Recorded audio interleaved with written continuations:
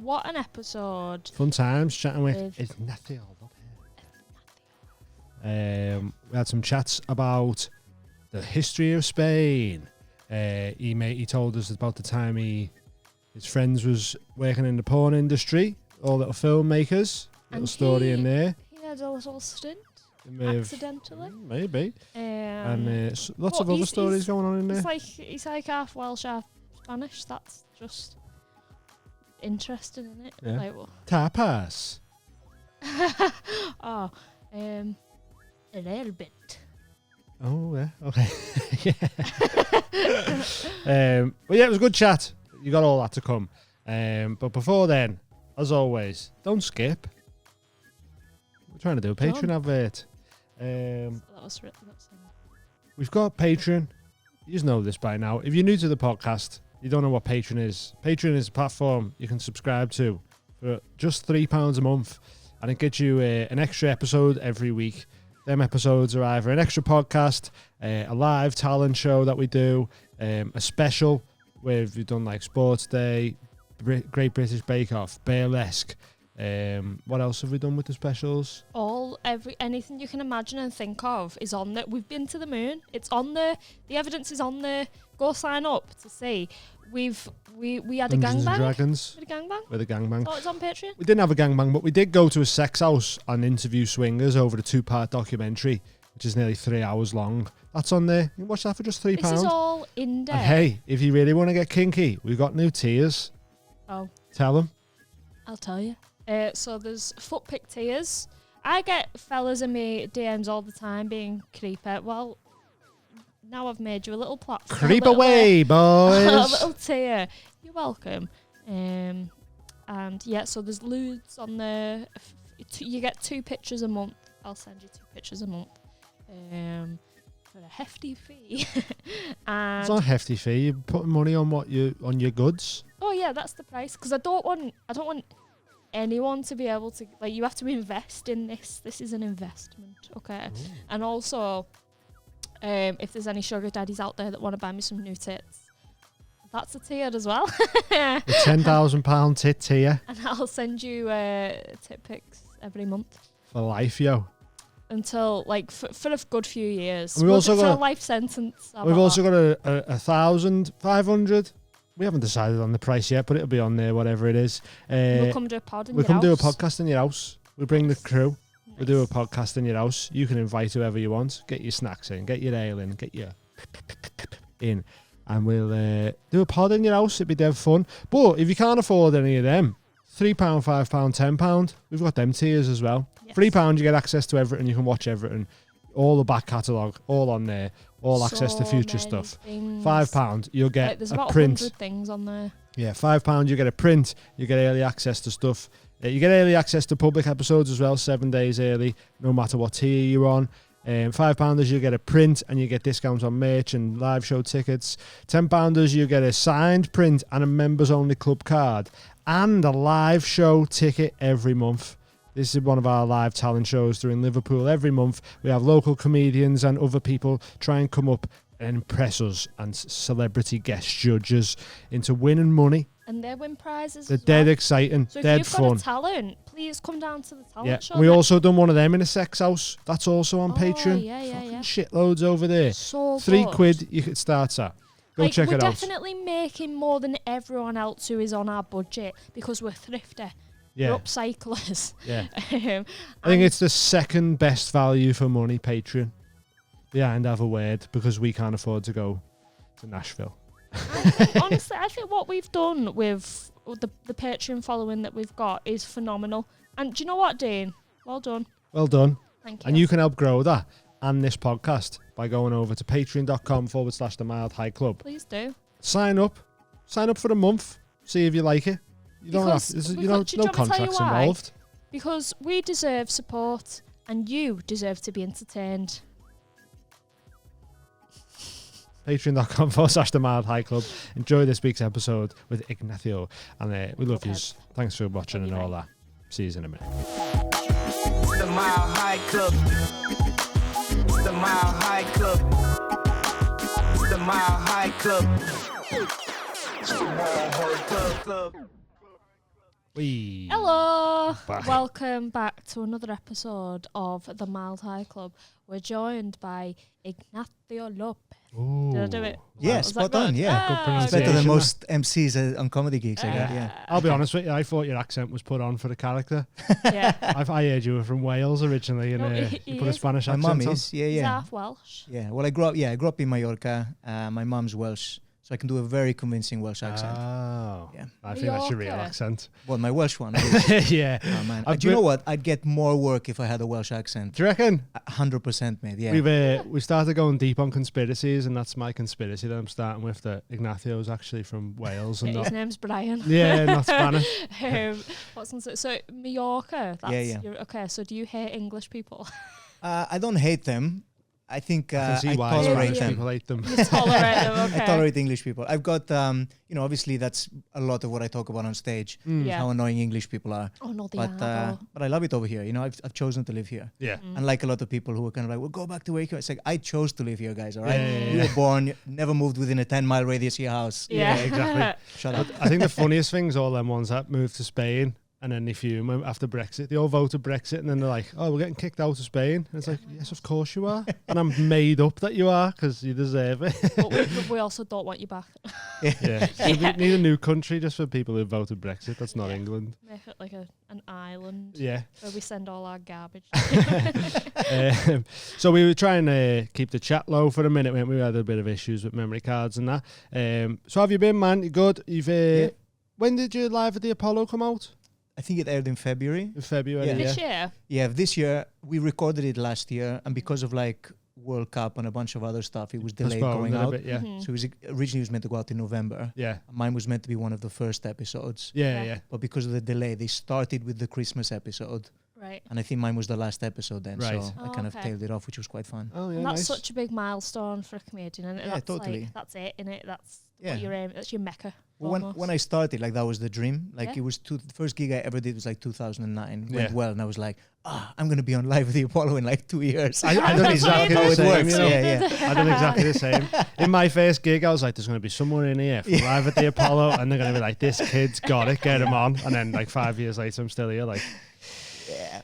where's them longest- agents? Missed the Yeah. The longer you go, the more you realize, there's a lot of fucking comedians around. So many. you know. Even just in the Northwest, there's like too many. Yeah. You get what I mean? When I first started, I was like, I must be one of 4 in the country doing this. And then you go to an open mic and there's 12 there from round here, and you're like, "Who are yous?" And like, "Oh, we're the comedy scene." You're like, "Oh my god, there's fucking hundreds of them." Yeah. Yeah. But So have you gigged in Spain? Yeah, And only a do handful you- of gigs. Do Yeah. you do it in Spanish? I have done. Yeah. Most of the material I write is in English and for British people or Yeah. like people who speak English first language. Mm-hmm. But I've done a few gigs in Spain. It's difficult because most of my acts are talking about being Spanish in the England. UK. Okay, yeah. Whereas when I go to Spain, like any joke I tell about like British people, they're all just like, "Yeah, we know." yeah, we're Yeah. sick Yeah. of them. Yeah, this isn't funny. They're not. Yeah, they're We're just like, "This is fuming." reality, nothing. You're just describing our lives. Yeah. People pay you for this, you know. Yeah. It's different vibe. Right, yeah. So Yeah. you're saying you've been doing comedy for 14 years? Was it Coming something? out, it'll be 14 in November. Oh, Yeah, nice, man. That's cool. so it's quite exciting. So Live at the Apollo. And well done for Live at the Apollo. Yeah. Thank you. So- Wow, how did you feel doing that? Was it like, did it feel as big as you thought it was gonna, or was it just because sometimes stuff happens, doesn't it? And you think, "Oh, this is a fucking massive deal," but then when it's happening and when it's over, you're sort of just like, "Yeah, done it." I've It gotten sounds- so used to like shit going wrong. Mm. Like I didn't. So like Apollo, they offered me. I was told I had Apollo the year previously, Mm. and it was looking really good. They'd come to see me over a year before Yeah. I had it, and they were impressed. Even though I was heckled the entire gig that they Oh, came really? to watch Yeah. me at. Yeah, and I came off stage thinking like, well, that's Apollo fucked. No chance I'm Mm. getting that. But they said no, we really liked him. Unflappable, did really well. I like- said I've seen you once or twice, and you do well with hecklers. Like, I don't know what your little thing is that you do, but like I've seen you deal with them, and it's just sort of like, "Oh, fuck off, you English cunts," you know, like I'm just whatever. not Like, and- scared. Yeah, yeah, I'm yeah, just, and it's just I'll always try and come up with something different. I don't have like stock put downs or yeah, anything. yeah. That's what. But it's probably good that they seen you dealing with hecklers to then go, "Oh, well, his material sound. We already knew that, and now we know that he's unflappable with I think it hecklers." did me a favor. Yeah, Yeah. yeah, yeah. And then after it, I was told I had it in 2020. What year is it now? 23. I don't even know. Yeah, the date. 23, yeah. So I was told I had it 2021 or 2022. I can't remember. I So thought even the year that's a previously. long way, like, Yeah. And then in the build up to it, I had a cruise ship booked. I was meant to be performing on a cruise ship at the same time they record Apollo. So I kept asking, like, 'cause it was October 2021. And I said, like, oh, well, when are they recording? And which day is it going to be? Because there's a few days they film on. And they kept pushing it back. And eventually they went, oh, no, you missed it by one act. And I was like, don't tell me that. Because now I'm watching Apollo going like, was it this cunt? This Like, cunt who got me off. got me knocked off there, you know? Yeah. It's like, I hate that. It's not even funny. But, you know, it's difficult because they're my friends as well, like these people. Yeah. But then the next year, my agent, Adam Rushton, was like, look, man, if we want to get you on TV this year, Apollo, they really liked you last year. Let's not give up on it. Let's do the Fringe. Let's do Edinburgh. Yeah. Spend all of the money. Like, because I've never done, like, full run in, like, a paid venue and all that stuff. I've just done short runs or runs in free Fringe venues and things like this. Yeah, right. So he's like, all right, we'll spend the money. So, which is extortionate for anyone that doesn't know, like, how much that kind of stuff It's costs. It's crazy, mental. man. Like, it stops people going. Yeah. Like, it stopped me from going. It stops working class people from progressing. 100%, yeah. It's a privileged and thing, isn't it? So I had to, so it was difficult, but I was like, right, okay. So I canceled a load of stuff I had in August. So already I'm in minus figures for like work and stuff. And I went forward with it, you know, put some stuff on a credit card, you know, made sure I could do it. Yeah. You know, putting yourself in debt to go give it a shot. Yep. And I think I'd spent about $9,000 on everything, like accommodation, hiring the venue, PR, all of that kind of nonsense. And 3 weeks before the Fringe, Adam rings me up and he goes, man, I got great news. You've got live at the Apollo. Cancel the Fringe. Are you fucking joking? Oh, what the hell? So the whole time I was in Edinburgh, I was like, this is a complete waste of my time. Yeah, and fuck money. these guys, yeah. It's like the price of a wedding, but it's just you in a Rough lonely that in it, room. $9,000. And that's you hoping that you at least break even Yeah, coming out of it, innit? exactly, yeah. And there's no guarantee that you're going to, like... As it happens, I had a really good run. I sold out the whole thing. Yeah. And, Oh, you know, class. I probably got other stuff off the back of it. But the whole time, just Well. in the back of my head was like, and I didn't tell Fucking anyone. I was waste so of time. secretive about it. Yeah. Because I don't believe anything's going to happen. And, you know, it was like, until that contract was signed, Yeah, until it was yeah. filmed, Just all words, until innit? it aired, you Yeah. know, I was like, this might not happen. Something might. And then the Yeah. World Cup came up and they were like, oh, we're delaying it. I was like, something's going to happen. Yeah. You know, something I Another mentioned. pandemic's coming soon Yeah. because of that. Yeah. Who do I talk about on stage? Because like if somebody dies that I'm talking about, because the Queen died between the warm up Right. and the recording of Live at the Apollo. Right. So we had But a then phone it doesn't call. air till 6 months later either. So then you're like, you True, need to but think. I don't talk about the Queen in my act or the royals or anything, but we all of the acts had a phone call the week before the recording, which was because the Queen's just passed mention it. away. Like, don't mention it. I was like, it's fine. I don't even talk about the royal family. But then I remembered Ed Gamble, his entire 25 minutes was all about the royal Right, family. yeah. So I was like, fuck, I'm glad I'm not Ed right now, Yeah. like scraping out stuff from his set, you know? That's stupid, that though, innit? Like, you Yeah. should be able to still talk about it, even if that'd make me want to do it more though. Yeah. Just get out there, and You're just that be like way 10 inclined. minutes in, just doing nothing, and then just go, hey, by the way, Yep. bam, drop something on the Queen, dying. You're like, yeah, fuck it, like whatever. Bomb rebel. Yeah, see you So later. how old was you when you started stand up? It was like 24. 24. Yeah. And what did you do before that? Like what led you to pursue stand up? All sorts. So I went to film school. That's why I came to the UK, like when I moved over full time, because I'd been back and forth forever. My parents split up. I was working in my dad's bar for a while. But That in Spain. in Spain, Dad's Spanish. yeah. yeah. My dad, well, he was born in Meknes in Morocco, but Spanish, Moroccan, and lived in Mallorca. I grew up there. And then he had a bar in Menorca, the smaller island. Yeah. So I was working there, British tourists, you know, just kind of immersed in it. And I'd been to college for a few years over I was here. gonna say it's good that you sort of got like a crash course in like British drinking culture Absolutely. without yeah. leaving your country. Yeah. So then when you've come over here, you're just like, I know, I've worked with all you cunts Yeah. before. Like, You know, people go to like night school in like the UK to Yeah. learn languages or stuff Yeah. about other, like, oh, I'm going to move to France, you know, so I'm going to go to night school for 6 Yeah. months. Like, that's what I did, but I just happened to be drinking and serving people at the same yeah, time in Mallorca. works so out well, Menorca. doesn't it, for later on when you come over here and then you've got to start dealing with pissed English people again. Yeah.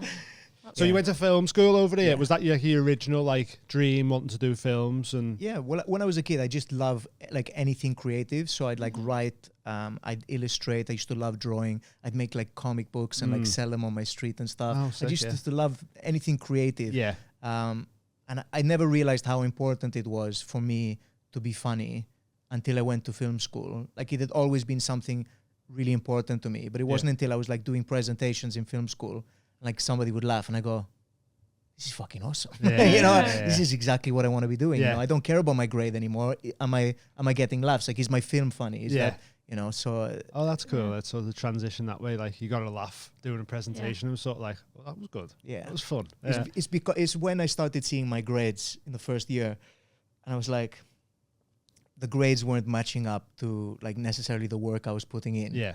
But I felt fine about it if I thought the film was good or funny or whatever, or Yeah. something I was doing on, you know, on a stage for a presentation. Yeah. So I was like, yeah, nailed it.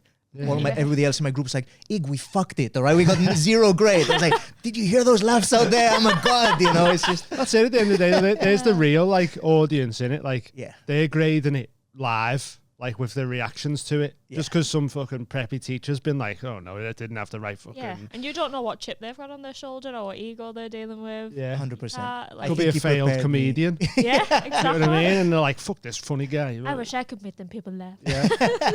I think some lecturers really kind of prepared me for like comedy critics Yeah. and like Yeah. industry people, because I didn't really give a shit what they thought, Yeah. you know, because I was like, I'm happy with what I'm doing. Yeah. Other That's people good. seem to like it. Like, Seems like all the critics and that, especially in comedy, is just people who couldn't do it themselves. that's the So then the they start cliche. isn't it? judging it all in it, and then you're like, well, Yeah. who the fuck you get up there and try and make people laugh then? It's the same. Like there was the amount of film lecturers who never made a film. Yeah. I was like, How are you so even wha- doing how that? do you, you know, one Yeah. of them was actually a really nice guy.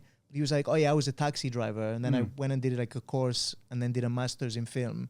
And now I'm teaching you guys how to Yeah. make films. And now it's up to me if you pass. And you're like, you're a taxi driver though? Like, that's not fair. Like, yeah. Have know? you used any of your filmmaking to do like sketches or anything like that? Yeah, definitely. Yeah. So like pretty early on, because I still had all my gear as well. I bought like, you know, raised up money to buy like a good camera and things like this. This is back when they were on like mini HDV tapes. So like Yeah. it was so much harder. If Yeah, you want to back right. something up, you have to literally play the tape into the computer to back it up the whole time if Fucking you want to hell. do any editing. Yeah. But it was a shit hot camera I was really happy with. Even when I started doing stand up, I filmed a bunch of my early gigs. You know, I was kind of making sketches and stuff with my friends and Yeah. just having a laugh. And that's I think people lose sight of that when they're trying to think about career and everything. And it should be just about having fun and Yeah, just enjoying yourself. yourself in it. Yeah, just Yeah. creating stuff that you want to create, and then And hopefully eventually you get paid for just doing what you love. Exactly. That's the right way around. it's the to do it, dream, innit? I think, yeah. Can I ask, this is completely off topic. Have you slept with English women and Spanish women then? Yeah. And is there a difference? I wouldn't say there's like a difference like nationally, Yeah. because it's the same. Like, you know, like there's, you know, two British women aren't the same No, in bed. yeah, You know what I mean? So Yeah. I think that's globally There's a it's the same thing. stereotype of like Latinas, though, isn't there? Like being. Yeah. Fiery and passionate. And I think, Yeah. and you know, this is unfair for me to say because I've only slept with like a couple of Spanish women. And Yeah. to be honest, I mean, I've been in a long-term relationship for a long time in the UK as well, so I haven't slept with that many British women either. Yeah. But like, I think in my experience, British women aren't as quick to get into bed right. Oh, okay. as Spanish women. They're more like, Oh. you know, I think, So Spanish women are easy. That's what you're saying. no, I think they know what they want Yeah. and they're like, they're not, you know, I think there's less of a kind of, and again, that's a bit of a cliche as well with like Spanish guys and, you know, that whole kind of like fiery, like Latin, like romantic kind of Yeah, thing. yeah, I yeah. think Yeah.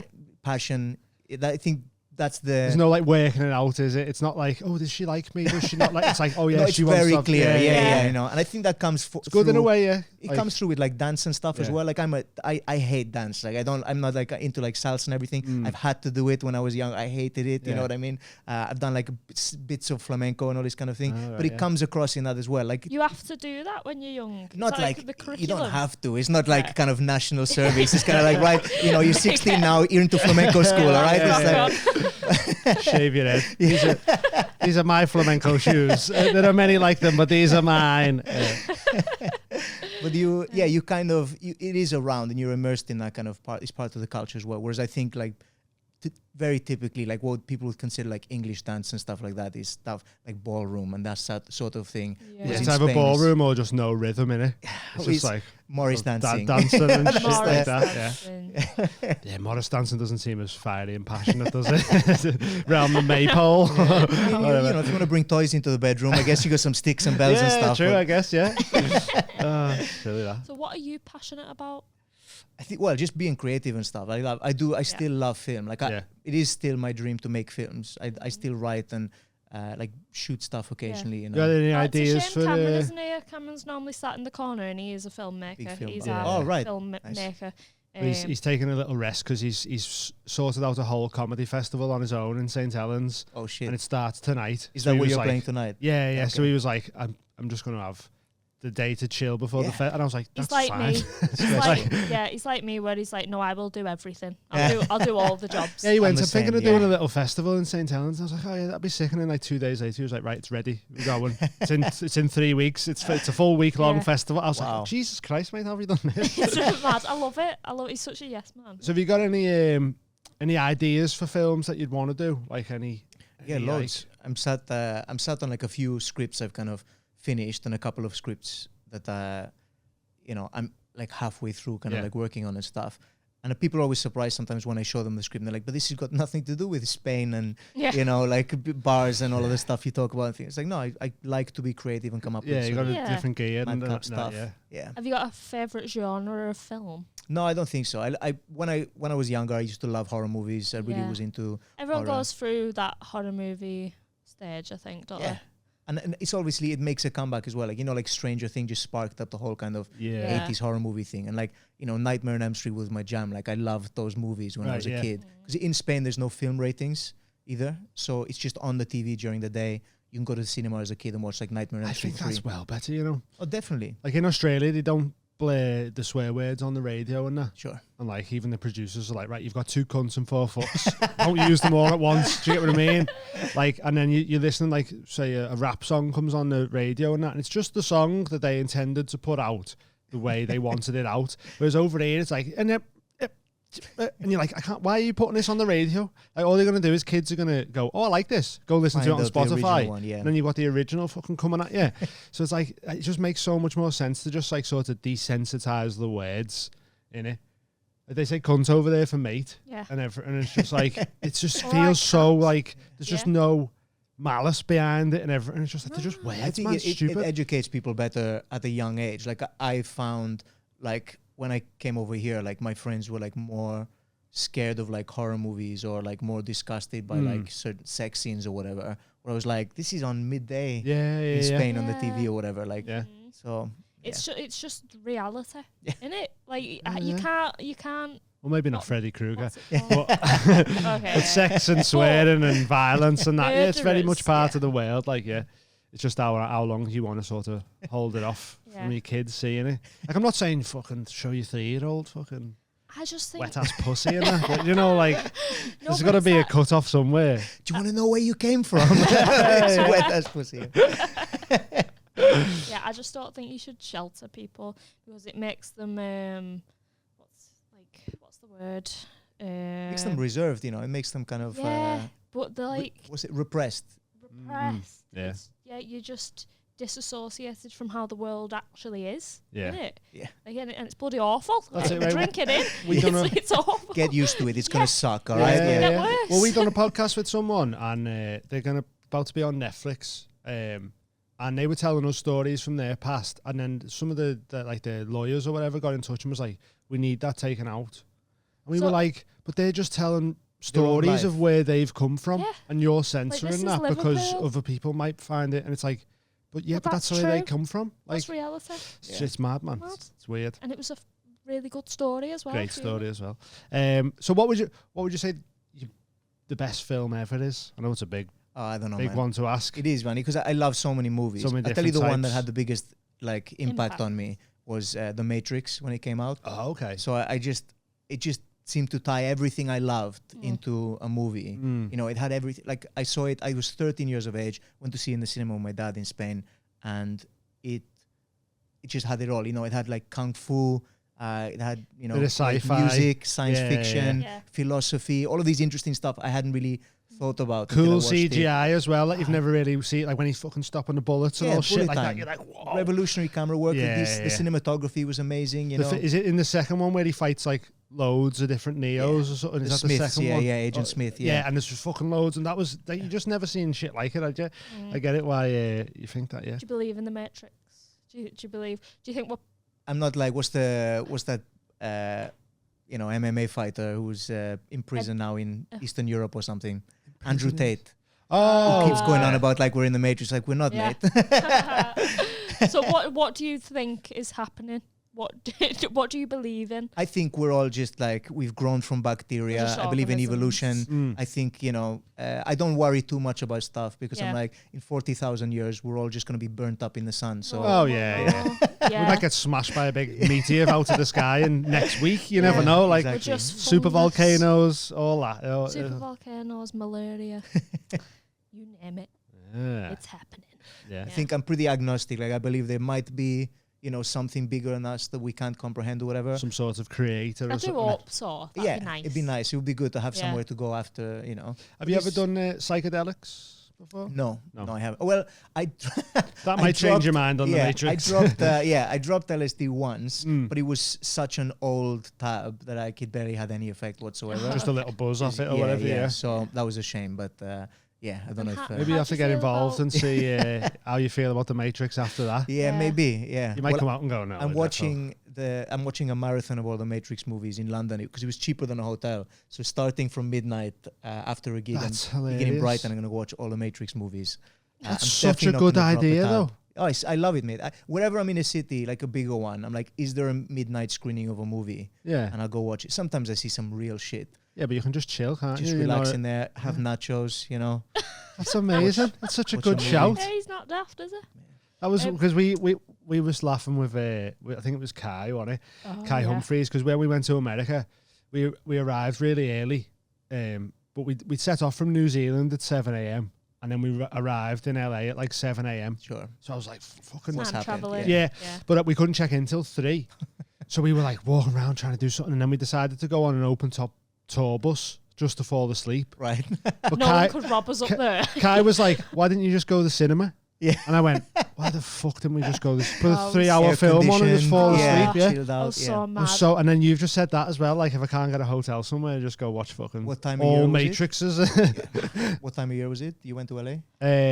March. It was just before the lockdowns Okay, kicked right. off. Oof, right, Yeah, yeah, it yeah. was so Before close. LA burnt. Yeah. Yeah. Because I went, I was there in 2009, and it was before like the big, like LA fires, like the wildfires and stuff Oh, that like yeah. wiped it out. And as the plane was like landing in LA, you could just see half of it just like lit up on Oh fire. my God. It was the hottest year on record when we Yeah. landed and stuff. It's such an extreme country, like America. It's terrifying. They're just so extreme. They're just so polarized. The one or the other. Do you know what I mean? There's like no nuance. It seems like it's just a heavy place. Speaking of, I was just gonna say this. We've gone off it now, but with drugs and stuff, do you have any addictions? I think like the pretentious side of me is like, oh, I'm addicted to like creativity or whatever. Okay, yeah. But It like, can be, though. yeah, I think You so. know what I mean? Like, Yeah, I do. Like, you know, you get like the effects of drugs and stuff. People talk about like heroin addiction and things. They look at people like, you know, on crack, and they look at like what it does to them. It's not actually the drug that does that. It's the stuff people have to do in order to have those drugs. Yeah, you know, like- Yeah. what they leave behind, how they treat their bodies and Yeah. stuff. Comedy's definitely fucked my body. yeah, Yeah. they're not spending money on nutritious food and water, are they? They're spending any money they can get on yeah. heroin or Exactly, something, yeah. and that's going to make your clothes look bad They and your don't- face look bad. And do you know what I mean? Like, but it's not necessarily because there's a guy, Dr. Carl Hart or something, Professor Carl Hart. He's like he microdoses heroin, Right. and he's like a legit like Harvard professor or some shit. Yeah. I don't know if he's at Harvard, but you know, like a real esteemed professor. And he done real research into drugs and was like, if you use stuff properly, it all has its benefits and that. And apparently he like microdoses heroin. That's a t-shirt. And it's Heroin in moderation. I think that's the Everything kind of in like, moderation, just man. take it easy, pal, all right? Yeah. Everything in moderation, I'd say, you know. But yeah, addictions, like, you know, You can have addictions to everything, can't you? Like your phone, I think though, coffee. even like being the creative field, it's so what's the word? Like underrated by the public. Like you can spend so long on something and you put it out and it's like too late. Yeah. And you're like, oh, it took me 2 years. Yeah. But that's I think I compare it more to like an obsession. So like I've been doing like comedy for a long time, and you know, it's definitely like fucked up relationships and stuff. It's meant that, you know, I basically for a while I was kind of like voluntarily homeless, you know, because you're kind of on the road, like, you know, I've slept in like bus stations and stuff, like on park benches and stuff, because I can't afford to go do a gig and get accommodation and eat or whatever. So you're like making these decisions, like, but I have to do that gig. I need the gig, And you know, so I've been through like situations where, you know, my bank balance is ruined, you know, my body, like I'm hunched over because I spend all of my time on a megabus, you know what I mean? It's just kind of, you know, I'm slowly destroying my body, but for what, you know? And you eat weird times and shit, don't you? You eat shite at like midnight because there's nothing else open. You know, Mackies, I guess I'll have a Mackies. And all the adrenaline and cortisol and everything, it's just sending you out of whack. And did you ever, because you've grafted to get to where you are, you grafted to get you live at the Apollo and everything. When you was going up, did you ever see people progressing and it winds you up because you're like, they're not working as hard as I am? Why have they got that? Yeah, did that sure. ever happen when you were? Yeah, totally. Well, I'm a very competitive person as well, and I think that can be addictive. You know, like kind of almost gamifying everything. Like, you know, why have they got more points than me? Why are they further ahead in the game or whatever? Yeah, right. But you've got to. I'm in a much more like zen place now in my life. Like the only person I'm in competition with is myself. Like nobody else's success affects me. You know, it's the hard thing is not taking stuff personally. Like if somebody's made a decision and they take someone else, you go like, why the fuck aren't they booking me? You know, that's not. But it's not a personal decision. Like it's the same as anything else. You've got your circle of friends, circle of people you're professional with, people you like. Tastes are completely different as well. Like my comedy is not for everyone. I do well at pretty much every gig I play. But there's gonna be somebody sat there and going like, why the fuck is everyone laughing? You know? Right. So you can't kind of like judge it that way. But for sure, there's some fucking people stealing a living out there in comedy. There's some people I'm like, how are they getting booked? You know, even if I look at it objectively, and I'm like, you know, everyone's got their take yourself talents. out of it and just watch it as an audience member. You go, I still think this is rubbish. I think most people get caught out. You know, eventually some people can only blag it for so long, and then it will catch up with them. And then someone makes a parody account. And out you on that anonymously. Which isn't us, by the way. Oh, right, let's just address this. The Not Water comedy page, whoever you are, they followed Mild High Club and Dean on Twitter, and then like nobody else. But they don't follow anyone else around there, and I'm like, why are you trying to make it look like it's me? I noticed they because the only reason I found out about that Twitter account is because they liked like a couple of my tweets or whatever. I was like, what's that? Clicked on it, and then I noticed they've done that to a lot of comics. The comedians are the main audience for that. Well, it's page, to get people to go, well, by the way, this page exists. Come follow, have a look. So rather than follow me, they were like, we'll just like one of his tweets. It was like, I don't play like that. But there's so many comedians around here who they could follow. Like, you know, you got Roe, Nightingale, Rob Thomas, Wozniak, Jamie, and all that. Let us know who you are. I genuinely want to know. We'll keep a secret just so I can know who it is. And should have them on the podcast, like, you know, blurred out, like the old kind of documentaries with a changed voice, and you know. We'll maybe do that. We'll get you on. Drop us an email. Mad. Yeah, crazy. But it would be even funnier if it is hot water. Oh, like if it was somebody at hot water, that would be great. Yeah. It's the kind of double bluff. But I don't think it is. You know, false flag kind of attacking them. I like the idea of it. Might set one up for us. Oh, yeah. I can't be asked. I haven't got time. We've not got time. So pursuing stand-up did you ever nearly give up? Yeah, definitely. A couple of I think for me, I had such a shit time after like maybe 2 years of doing stand-up. I think everyone has their moments where they question it and they're like, is this really for me? But I am obsessive about stuff, and I really like to see things through. So I'm very much like, if I'm doing this, I'm doing it. That's why I have to be careful what drugs and stuff I do, because I'm like, I know this could, like, my dad had a gambling problem, for instance, so I don't gamble at all. Like, So I'm very against it. 'Cause I'm addictive like, gene. I know that could be Yeah. that could be the end of me. You know what I Yeah. mean? I gambled on comedy, and it's taken a long time, but it's paid off, and I'm Oh, doing yeah, okay man. now. Yeah. It's like when I first got into it, I was listening to podcasts and that before I started, and I had it in my head, all of them going, 10 years. You need to give it 10 years Sure. at least, Yeah. you know, to find your voice and really like get a set go, like really hone the craft in. So when I started it, I was like, right, it's gonna be 10 years. That's a good way of looking. If anything happens before then, that's sweet. Yeah. But like in my head, I already had that. It wasn't like I was 5 years in going, when the fuck, like, what the fuck? And then I heard 10 years, and I was like, fucking hell, another 5 years. I started going, I've got 10 years of work here. And then hopefully by the end, if it's not there by the end of that, I'm fucked. I don't know what to do then. Yeah. But yeah, so I won't have cocaine because I'll eat it all. I'll eat all. yeah, of it. Amy can't have alcohol. So any I'm other allergic. Oh, really? Yeah, because What property in it? well, my body doesn't produce the enzyme to break down. Wow. Okay. No, Asian. so it's Asian. I'm 29.1% Chinese. Okay. According to 23andMe. I was going to ask, how did you find that out? It's got to be a DNA thing, Yeah. right? You didn't go through your family history and go like 15 levels back and go like, oh, there's one person there. Yeah. Yeah, okay. work it out Well, to yourself. my granddad was Chinese. Oh, okay. Here we go. And 50% of people who have an Asian gene can't break it down. Wow. They didn't in ancient times. They just didn't really have alcohol. They had tea. But they invented it as well. That's the funny thing, isn't it? Like China, they created whiskey. Oh, you did know, yeah. Bloody Don't tell the Scots because they get furious Yeah. about that. But yeah, All the China invented Italians at whiskey. Yeah. China seems to have like done lots of fermentation with stuff in it. Like they do, like Yeah. so Well, it's probably what's it called? Kombucha, maybe? Probably.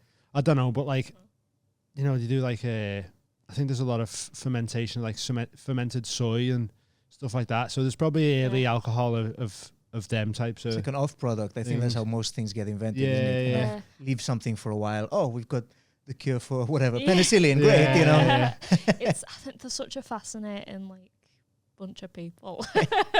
It's mad, isn't it? Like it's 'cause it's one of the oldest like That's it. the dynasties in the world or whatever. Like And even traditional Chinese medicine, like they spent all this time gathering all this knowledge, and then they'd only pass it on to like the emperors. But there's this whole like cornucopia of like natural remedies and healing shit. Yeah. And we we just went- don't know about them. we went 'cause to it's not a, been translated.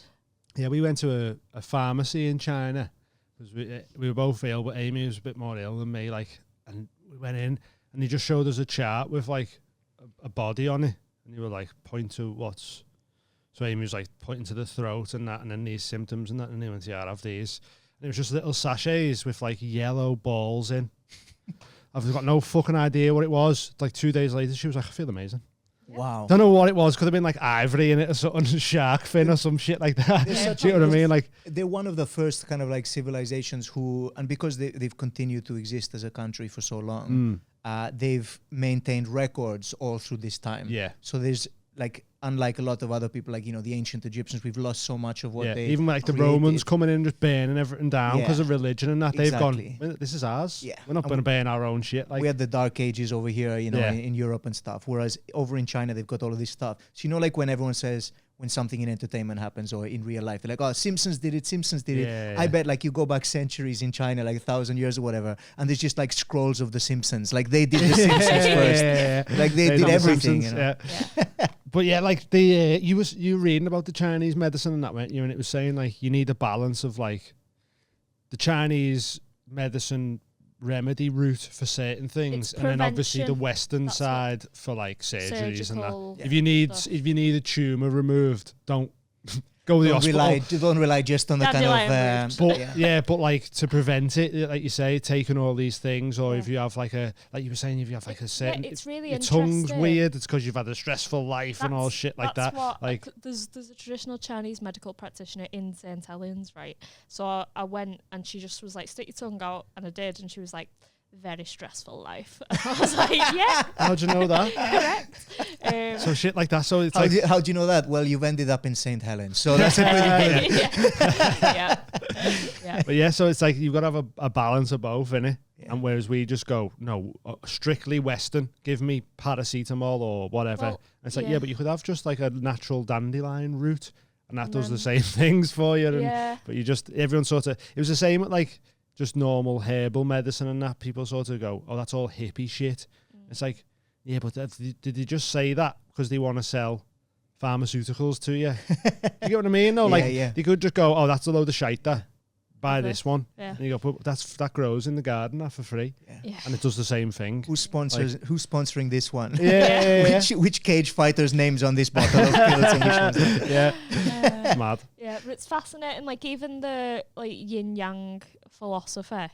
That's so. For example, I've got a mate who is beautiful and talented, but she's got like no confidence. So that's like she's all yin. That's what. Okay, yeah, so sure. yang is like masculine, Yeah. confident, and yin is like kind of secretive, quiet, and she's very yin. And in yin yang philosophy, you can only be out of balance yin for so long before you do something extremely yang Right. to balance the scales It again. snaps back, yeah. Yeah, well, So it's kind of she's- like politics as well, you know, because you go so far like right wing Yeah. in a country and then it snaps Yeah. like, you know, Yeah. we got to fix the country, it's let's go everything. socialist, Yeah. and then I think there's balance in everything. But You know, like that's- it you goes can too say far to- one way and then That's springs it. back. You can say to someone like, "Oh, yin yang," and they'd be like, "Shut up!" And it's like, no, but they've observed how people behave, and they've made the philosophy based on this is what how people behave. It's not just like, "Ooh, yeah, the mood mysticism is-" and yeah. I find it very fascinating. So I'll hit you with one of these questions here. Go on. What's the scariest moment of your life? the scariest. Yeah. I'll tell you what, I've had a few, but what's interesting as well about me, you know, like that whole fight or flight like response. Mm. I've got neither of those. Yeah. I've got like I will freeze, Right. like completely just do nothing and appear as if I'm completely unfazed. Yeah. Right. It's got me out of some situations Mm. and it's got me in some shit as well. Yeah, right. Like, so I lived in Newport in South Wales for a while. yeah. Which is kind of like, you know, it's got like anywhere else. It's got rough areas, it's got bad. It's got a reputation of being Yeah. rough, which I like taking the piss out of and stuff as well. Mhm. And I've got family who live there and things. I really like Newport. But I was, you know, one of my friends got like stabbed walking home from a shift in a bar in Newport. Like Yeah. that kind of stuff just happens regularly. Yeah.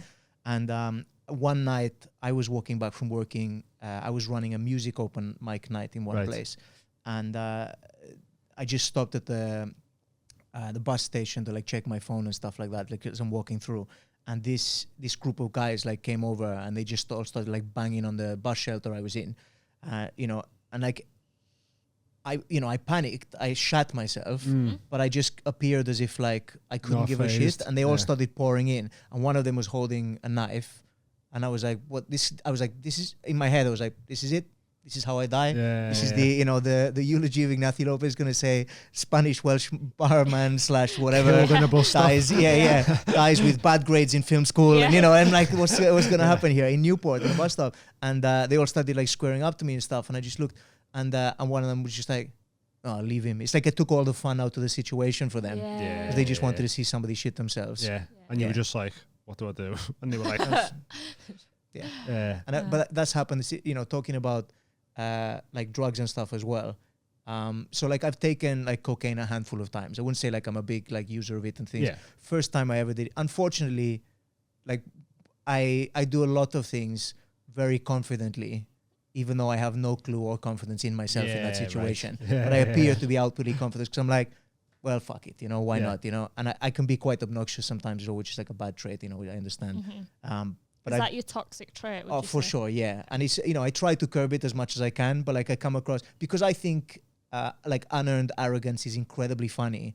I play up to that. Yeah. So right. like some people are like, he's such an arrogant piece of shit. And my girlfriend hates that because she's like, why don't you just act like you do with No, me, with yeah, everyone? I was yeah. like, because it's funny. Like I Yeah. really enjoy Yeah. being a dick, you know, not like, Yeah. I don't want to be mean or pick on anyone or stuff. Yeah. That's not what I'm doing it. I'm doing it because it's funny if I Yeah. go into a situation being like, I'm the greatest of all time. You know, that's funny for me. yeah. So I was in a house party in Swansea in South Wales. My friend Steve Skilling, who is a comic, he went out to like Asia, did comedy over there, and he's come back now, Right. Scottish comic. And we were in this house party, and I've never done cocaine in my life.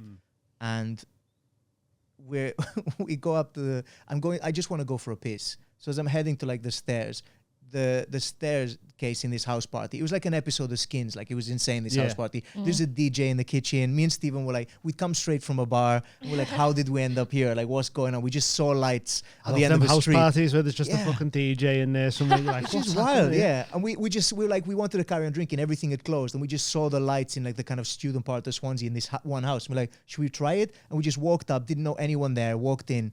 It's just crazy, things bouncing off the ceiling and stuff. And I wanted to go for a piss, and there's a group of people just like blocking the stair. And I'm trying to get past, and then I realize there's a queue. It's not for the toilet. They're queuing to buy drugs from these people, right? They're queuing to buy coke. So just in this house party, just like, you know, a group of guys. There's one huge guy, one woman who seems to be like doing all of the main business and like, you know, the prices and stuff. And I want to go for a piss, but I'm in this queue, and I realize this isn't the queue for the toilet anymore. So I go to step out, and I realize I'm at the front of the queue now. And they're like, you know, what are you after? And I'm like, what have you got? You know, and they kind of, you know, they list a bunch of stuff, and I'm like, oh, I've heard cocaine. I've seen enough movies. I know what cocaine is. So I'm like, oh, just chuck us some coke then. And they gave me like it was like in a paper bag. So it wasn't, you know, give me a paper bag, and I unfold it, and I dipped my finger in it because I've seen movies, right? And I rubbed it along my top of my gums, and I was like, and I just stared them down. I went, this is shit. I hadn't paid for anything. And like the big guy was like, didn't know what to do. He like looked at the woman, she looked at him, and she went, like nodded, and he got some like better stuff out. And I was like, this is insane. It's right. A Colombian drug lord's here. I think the accent probably helped. They're like, this guy knows his cocaine, he knows what right? he's doing, He's like, I've never done it in my life. And my friend, or some shit. Like, and my friend Steven was with me, and I drank a lot. You know, drinking is one of my vices. I do drink a lot, and you know, we'd been pretty drunk at that stage already. And inhibitions start to get lifted when you've been drinking so much. You go along with anything. It's the only time I've ever done coke has been bladdered. That's why I always say like, weed's not a gateway drug; it's alcohol. Yeah, for sure. Because you never have a spliff and go, line of cocaine now. I think, you know. Yeah, let's counteract everything I've just done to my body. Yeah, but it's the balance thing. It's the snapping back. If you're too much of yin, much, you got to snap back the other way. Yeah. So there I'm drinking, you know, we've been drinking away. We ended up back at like the dealer's house. I'm wasted. I'm so drunk. I've been telling them all kinds of crap. I'm like, yeah, because I was a musician at the time as well. I'm saying, yeah, I've been a session musician for like loads of these great bands and stuff. Completely full of shit. You know? I'd met a couple of them, but I'd never done any recording or anything. And we're chatting when this one guy was like amazed, like one of the group of like drug dealers. And they were like, oh, come back to our place. I've got this great guitar. And I was like, yeah, fine. I go back. I'm so shit-faced. I can't play a fucking chord, you know? He's just looking at me, and he's just like the whole room, just it's embarrassing. They're all kind of like there. I can't play a note next time. I'm like, I really need the toilet. Went to the toilet, threw my guts up, you know, embarrassed. Classic. Blocked the toilet, broke the flush, went out to my friend Stevens. They're all chatting, and the guy was like, we need to fucking go. So if there is a drug dealer from Swansea listening to the podcast, maybe, his toilet was fucked up about, you know, 13 years ago or whatever, I'm really sorry. Okay, I do apologize. I'm just thinking Send me the bill. Just thinking about you playing the guitar. I mean, I've not been able to play it, and then shit, this guitar. I'm not going. Pull out another one. Yeah, better try that one, a better guitar. There we go. Yeah. That's what he's talking about. Yeah. Feel superb. Supreme. Feel supreme. Feel Supreme. It's our only sponsor. It's our longest running sponsor. And you know why? Because we use the products and we rate the products. Yep. They have everything you need to make yourself feel better. You're feeling depressed, 5 HTPs. They'll get you dopamine and you whatever. What's it? I forget it every time. Serotonin. This isn't a good thing for memory. Serotonin boosters. You got natural testosterone boosters. Make your balls big. We've also got lion's mane. It's good for your brain.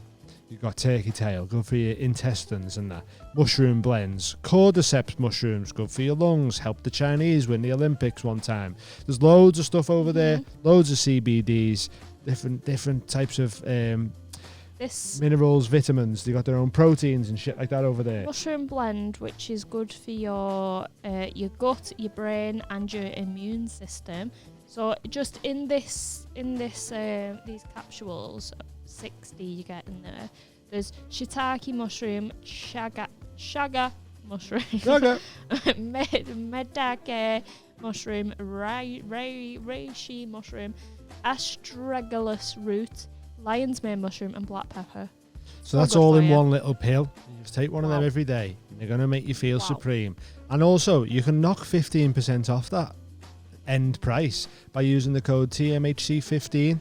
Get 15% off your order. Make yourself feel 15% more supreme Yes. by getting 15% off feelsupreme.co.uk using the code TMHC15. What is it? What? TMHC 15? That's what you use to get 15% off at feelsupreme.co.uk. Go and have a look, see if there's anything you feel like you're lacking in, you feel like your brain fog and that. Go on, see if there's anything there to help with your memory and your focus. You feel like you've got bad stomach issues. Go on, see if there's anything on there to help you with I your guarantee intestinal tract. You've got a problem that can be remedied and helped by Feel Supreme. By something that's on there. Yep. Maybe we don't give medical advice, but there's a lot of good stuff on I there. said remedied. Remedied, not cured. That's what I said. Yeah. So go and remedy yourself. Go check out the website, see what's on there. There's proteins and everything on there, protein powders and everything, CBD, loads of stuff. Local business. Yep. They supporting us. We're supporting them. Help us work together to make people feel better. We decided we're only giving ad time to things that we actually like and use. Yeah. And we Only use things these we every can day. get behind. Why? Integrity. Integrity. and makes us feel supreme. It does. So join us on this side of feeling supreme. TMHC 15% off. Go check it out. On with the show. Love yous. Bye. So you used to do music? Is that because you play guitar in your comedy sets, don't you? Yeah. So Have did you you? serenaded a woman? Yes. Oh, of Okay. course he Yeah. has. There's definitely, and there's definitely some, people react to things, women react to things differently. They've all got like their personal tastes and stuff. Yeah. And I think because I'm like a bit of a jack of all trades, like if a woman likes kind of like music, then I'll play her song on the guitar. This is, in my single days, I haven't been singing for like, since I pretty much started comedy. Yeah. So. Have you ever written an original and serenaded it I've written- about the woman? Not about, I've written songs about women, but it You tends don't- to be after. Sorry, you don't do like parody songs, really, do you? I've got one, which is my main one. I do a few parody songs. I only tend to do like a couple of songs at the end of my set. Yeah. And it's kind of 50-50 whether I take my guitar to a gig at all. Yeah, I like that because sometimes people see comedians with a guitar and they're like, oh, it's a fucking crutch or whatever. But sometimes you just rock up and go, I don't need that. Yeah, exactly. I like ending with that or Yeah. whatever just to get fucking everyone going or It's whatever. the- But yeah, you don't energy need, going. you don't rely on it, whereas some people do. Well, innit? I'm not a big fan of musical comedy. Like Yeah, when I right. started stand-up, I was like, I'm not going to do musical comedy. Because I've seen a few, there's a couple of good ones, a few bad ones and stuff. But there's so many generic, I'm going to do a cover of a song, change the words. Yeah. And there's people that probably listening who kind of like, Ignacio, that's what you do in your comedy songs. It is, but they're all like callbacks to stuff I've been talking about in my set. Yeah, right. Every line I write, I think it has to be funny without the music. Like that's Yeah. the way. So when I write the comedy song, I'm like, if that's good enough, I've thrown away so many comedy songs. Like that's shit. Like I'm not doing it. Yeah. But when I started stand up, I was like, I'm not going to pick up the guitar. So I didn't for like well over a year into doing stand up. I was Yeah. like, I wanted to prove myself as just a stand up first. Yeah. Like people like Freddie Quinn call it the cheating stick. You know what I mean? It's like, yeah. Everyone does. Yeah, Everyone I know. thinks it's like a proper little hack. so sometimes I'll show up without a guitar and somebody, I can't remember which promoter recently was like, where's your guitar? I was like, oh, I'm not using it. And they were like, but you do musical comedy. I was like, I don't just do musical I comedy. do comedy and sometimes Yeah. I like to play the guitar. Innit? I've got I- many gears. I'm a stand-up who happens to also be able to play the guitar and do Yeah. a couple of comedy songs Yeah, if yeah. That's the necessary. best word. Yeah. Yeah. Was you a naughty kid? No, I was pretty well behaved actually. Was ya? Yeah, I was. I would say I wasn't. I don't think I was trouble for my parents much. I was a pain in the ass for teachers in school. Okay. Like they got really annoyed. And one of them I bumped into years later, who was like, because my brother was quite a naughty kid. He would get in trouble all the time, and like, people have a short memory. Like teacher would be like, "Why can't you be more like your brother?" and stuff to my brother, which is shitty thing to say to a kid, because like it's not his like fault. Yeah. And he was naughty and like troublesome. But I was also thinking like, well, hold on a second. You were telling me I was a piece of shit when I was a kid, but in a different way. Yeah. You know what I mean? right. Like they were getting angry with me for different reasons. So I was very chatty and I was very sneaky. I wouldn't do homework and stuff. Yeah. I'd always have an excuse. Because if something didn't interest me, I wouldn't do it. Like Yeah. I have like obsessive about things. If I enjoy the subject, that's all I do. I'd spend all my time in school doing art Yeah. or drama. Or I was the whatever. same, yeah. And then you get to the exams of certain subjects, and you're just like, I know what I know, Yeah. and I'll see how I do.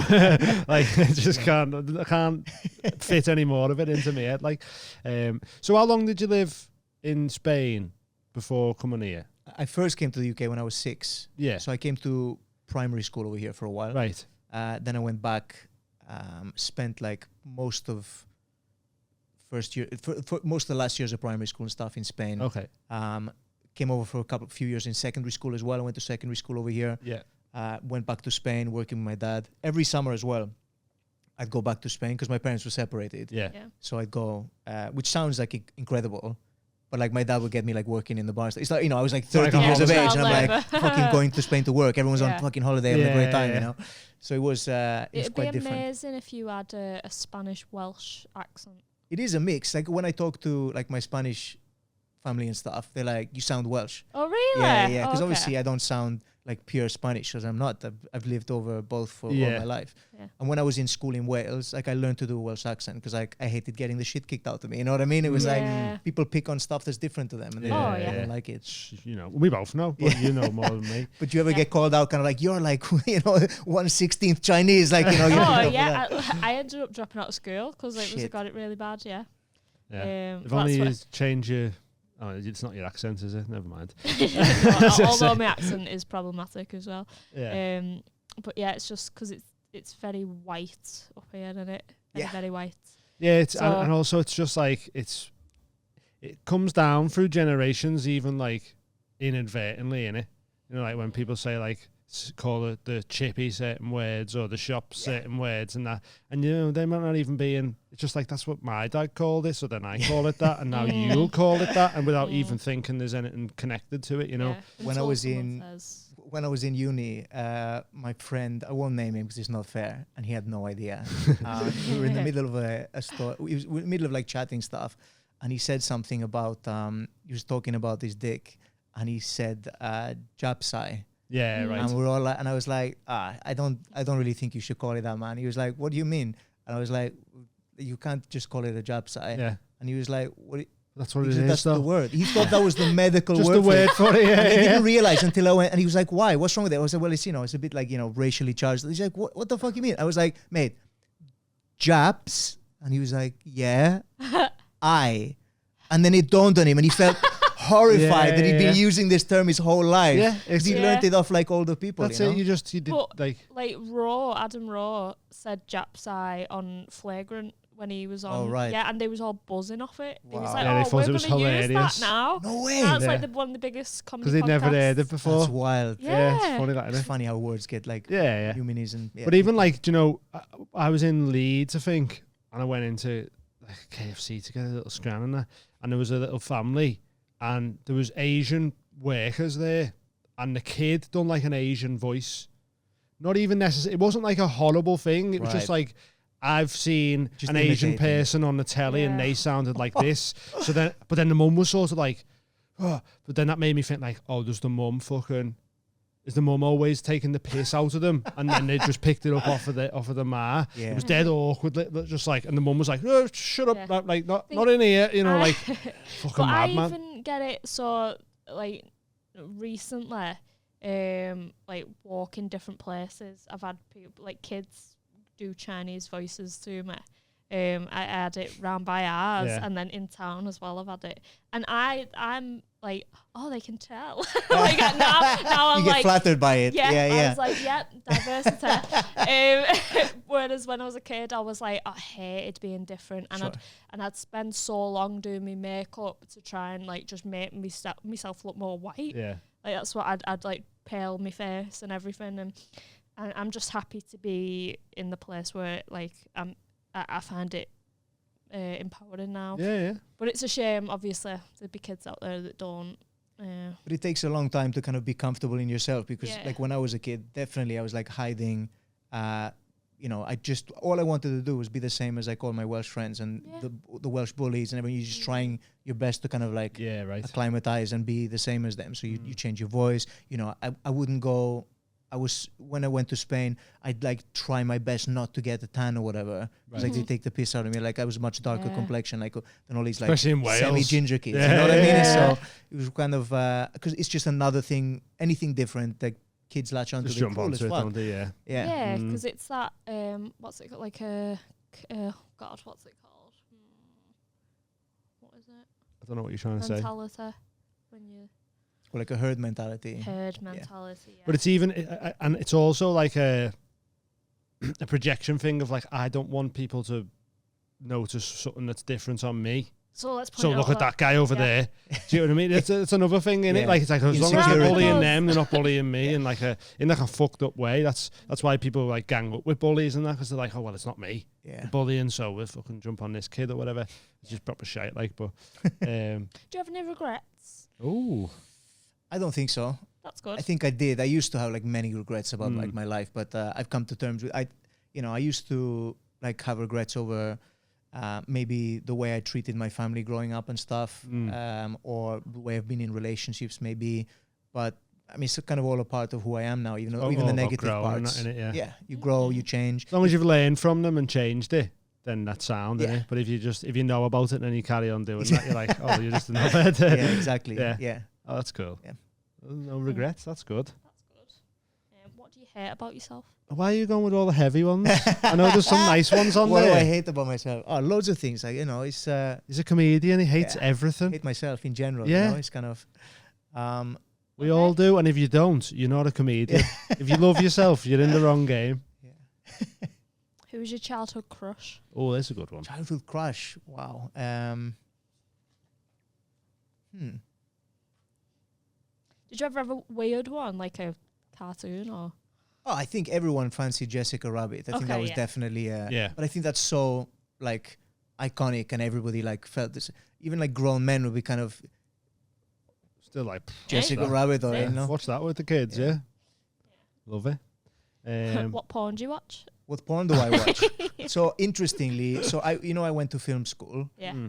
Which I mentioned a few times. I'm just hoping any producers want to hire a director. No, a bunch of people I went to uni with now work in porn, right? It's it's very common. Really? Yeah. So there was like a production house in Newport in South Wales, which produced porn. I've talked about it sometimes, like on stage and stuff. And I used to do like a little bit of work for them. Back in the day. Not acting. So what were you doing? No, just like bits of editing stuff. Just or like voiceover, so it sounded sexier. dub this into Spanish rather than just like, oh yeah. But I just do like kind of some graphic works for them. Some very graphic work. Yeah,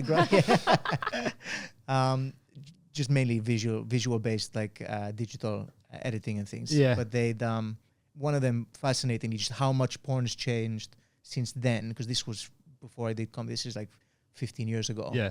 15 years ago to now, like how much it's changed.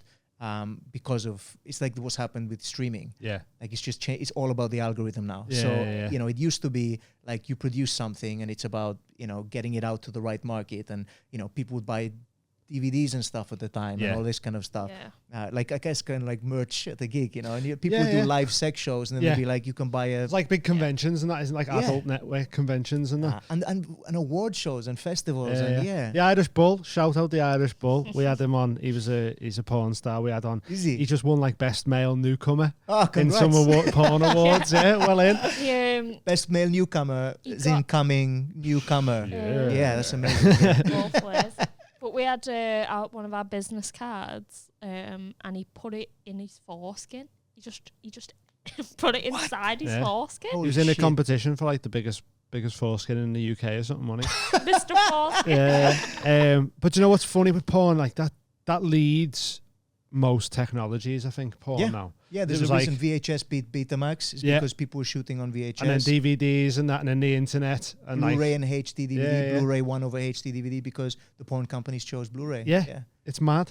Camera technologies come on because of pornography. Phones and that probably, like, let's make the screens bigger. Make the screen as big as possible. No buttons, more screen, please. Like, it's just so funny. Like, because like VR and all that, that's probably all like started thinking because of porn as well. Like they're trying to get into the Matrix so they can shag porn stars rather than do something else. And it's all the fucking computer nerds who are sick with it. Like, I just want to know what like the future of porn is, because that's the future of technology, innit? It's VR and that, innit? Do you reckon that's what it is? Like, you get to live in a porn. There's VR porn, isn't there? Like, my mate lives in a apartment where, a friend of a friend once got like somebody sent him a picture of like a porn, and they were like, "Dude, is that your kitchen?" That's so funny. And he was like looking at it, and first of all, he's like, "What the fuck?" And there's like a couple, and this was in, I think he's in Manchester, and he said he's in this apartment complex in Manchester, Yeah. and he's like, "What the fuck's going?" Like, you know, looking at the picture, like, "What the hell? The fuck did they get him a kitchen?" Then he saw, no, he goes, "I know it's not mine because they didn't go for the combi oven or whatever."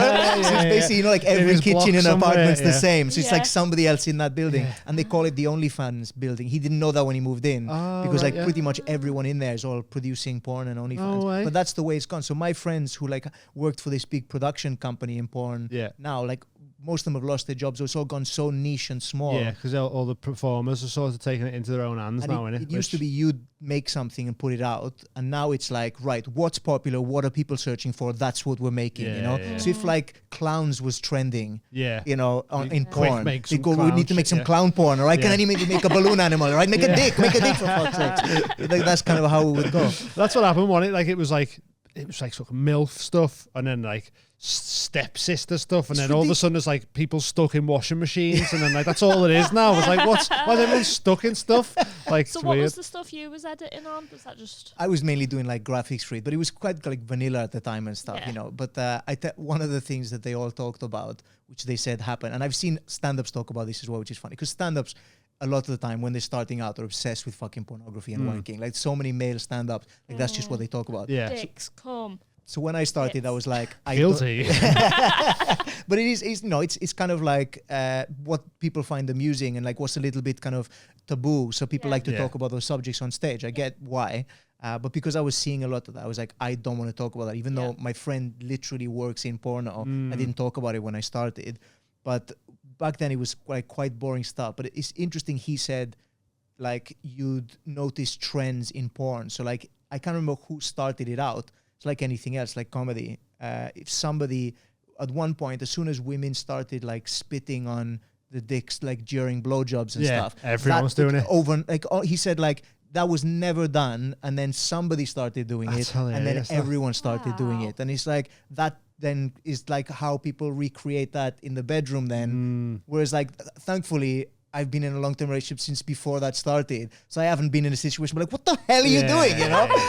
But it'd be the same with like shaving and that, innit? It's like everyone always goes Yeah. on about like back in the day, big porno bushes and that. And then all of a sudden it went, no more hair. It's like one person done it and everyone went, we like how that looks, change it all. Like, it's weird. I think Arj Barker, do you know Arj Barker, comic? American, he lives in Australia. Rings a bell. Like, He's part Indian, part Dutch, I think, but he grew up in America, American family, and Yeah. he's massive in Australia. He's a great comic, but he's got this bit about 'cause every comic of a certain age has got their, you know, joke about having to watch. It's not comedy. Porn's not like it used to be. You know, Yeah, you right. used to have to put in a VHS and blah blah Yeah, blah. yeah. But he's got this great taking the piss out of that. But he goes about the, you know. Yeah, and you know, porn, like there's no this happened, and then the Brazilians came over and they killed all the bush, you know, because the Yeah. Brazilians strip Yeah. and stuff. So. Yeah. oh, it's mass.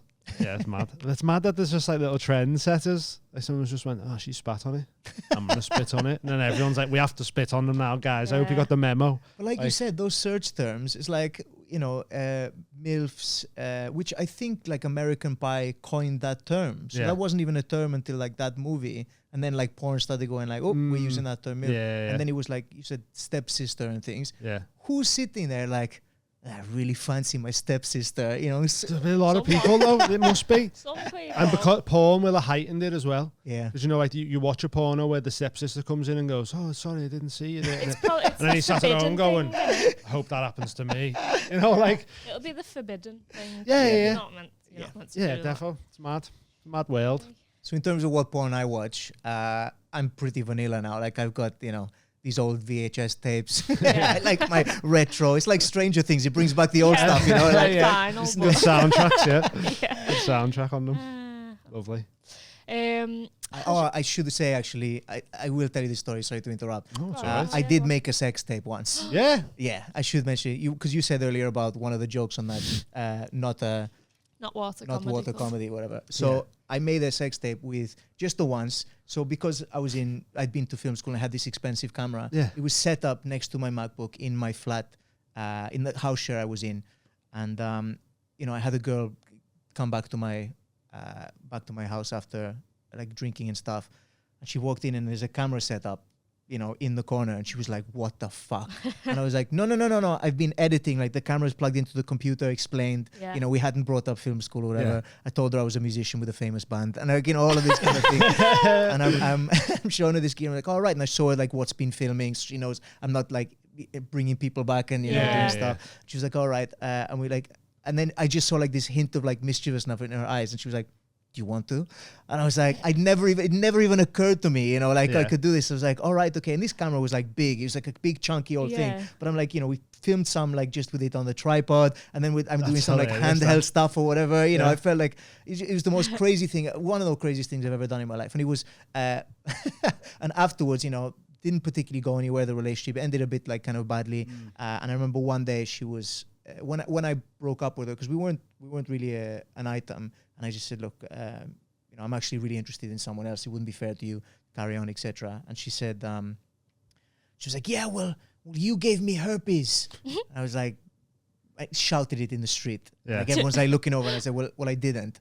And she's like, how do you know? I was like, because I don't have herpes. That's a pretty good like determiner. And then she was like, oh, you better get rid of that fucking sex tape. I was like, don't worry, I've already recorded over it. I hadn't, but I was like, I am going to record over it. I don't want that out in this is before like, you know, revenge porn and that kind of stuff. But I was saying, I don't want to have that lying around. I just love the thought of you that like when you finished having sex, just going, works every time. Just like every time bring a girl back, just like, oh, don't worry about the camera, it's a film school, you know, blah blah blah blah blah. There's thousands of sex tapes, like. But I taped over it, and back then, like with you, it's not like you format a card or whatever. The only way you could erase a tape is by basically recording black over the whole thing. I didn't do that. I just used it again. I went and filmed a bunch of stuff and recorded like some sketches with some friends in Swansea when I started doing comedy. Sat back to watch the footage one day as we're like making notes, like you do an edit, like we're gonna use that take because we didn't want to have to transfer the whole 1 hour tape. So just pick the bits you want. And if you stop recording while you're recording and then restart again, it would jump like 5 seconds to make sure you don't record. So just a little snippet. So we're watching this thing, and I'd missed it the first time it happened, all right? But like we're all sitting, there's a room about 5 guys all sitting there, popcorn, taking notes of these sketches we've just filmed that day out in Swansea. And then it's like, you know, end of a sketch, you know, somebody laughing or saying a line or something. And then it would cut to just like me in my bed, like from a previous house. So it's kind of like, oh my God.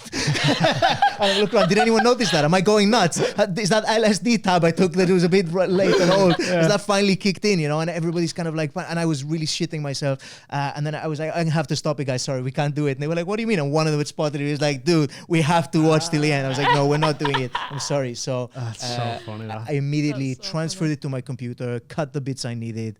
It took like a week to like do, and then like erased over the whole tape, burnt it, pissed on it, buried it. It's a lot.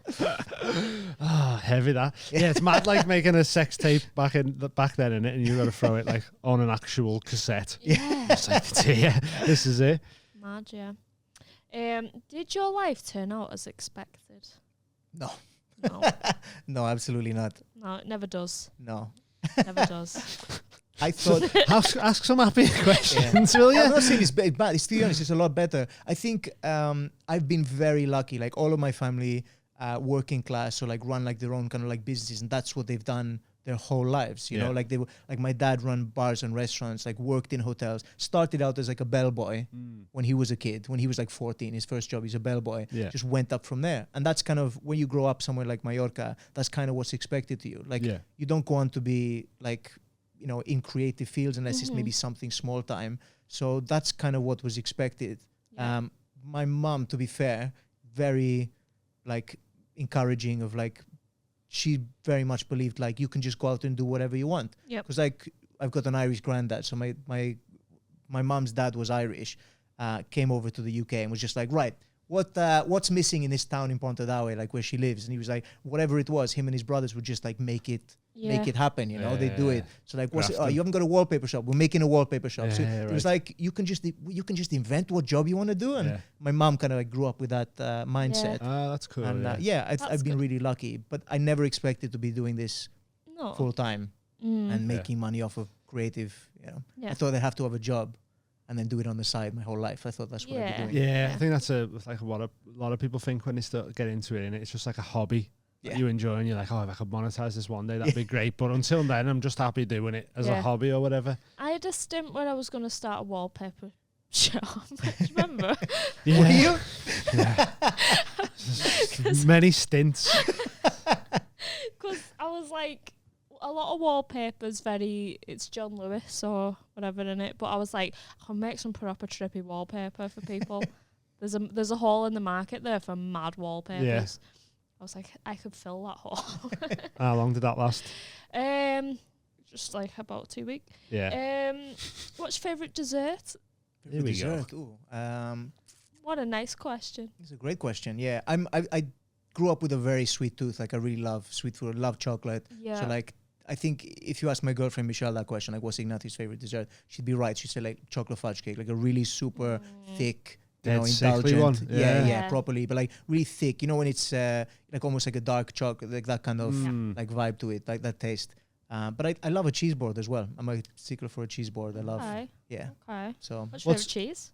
my favorite cheese, Yeah. manchego, Spanish cheese. Is that like a crumbly one? It's a little bit dry. Yeah. Okay. It's a good one. Yeah. What's what's your favorite Spanish dish? That's a very difficult one to ask as well. That's like asking a favorite movie. Because Not the a thing good is, like, scran. you know, don't want to be a cliche and be like, oh, paella, because I do love paella. But yes, Patatas bravas. but I love, you know, that's like the British equivalent of chips, isn't it? It's Yeah. kind of like just something that comes with stuff on Yeah. the Good side. though. Oh, Them great. Yeah. patatas bravas, they're Love. good. Them. I think probably I just love chorizo. I love chorizo in most things. I love a chorizo in like a red wine cooked that I go maybe with honey or something. It's really delicious. Yeah. That sounds I like the way you say chorizo as well. Chorizo. Yeah, that's great. Have you? So is the Spanish flavors quite similar to Mexican flavors? I'm sorry if that's offensive. No, it's not offensive. It might be to Mexican people. I don't know Okay. Mexicanos, but no, I did. I do really like Mexican food. Like I love, like you know, I make tacos and stuff all of the time. 'Cause the difficult part is like because it was a Spanish colony. Like Spain went over there and fucked up a country. Like Yeah. Yeah. most of Europe did at that point.